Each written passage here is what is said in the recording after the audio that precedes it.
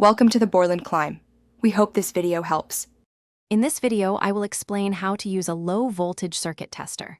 First, identify the tester's components, including the probe and ground clip. Always wear appropriate safety gear, like insulated gloves and eye protection, before starting. Ensure the circuit you're testing is de-energized if you're making connections, then prepare the area by exposing the wires or terminals you intend to test. This foundational step is crucial for both accuracy and safety. To begin testing, securely attach the tester's ground clip to a reliable ground source, such as a clean, unpainted metal chassis point. Next, carefully touch the tester's sharp probe to the specific circuit point you wish to examine.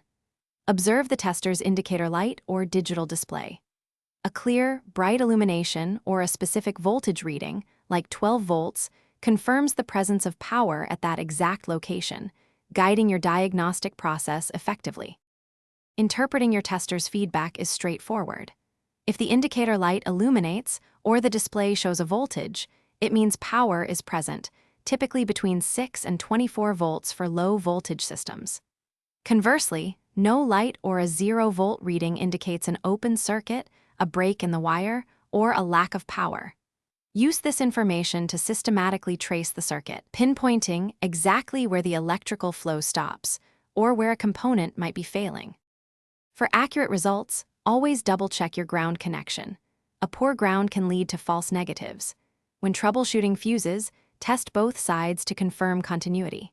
Remember, before performing any repairs or adjustments, always disconnect the power source completely to prevent accidental shorts or electrical shock.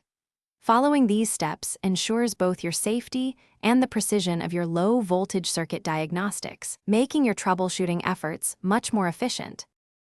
Thanks for watching. Consider subscribing if we helped you.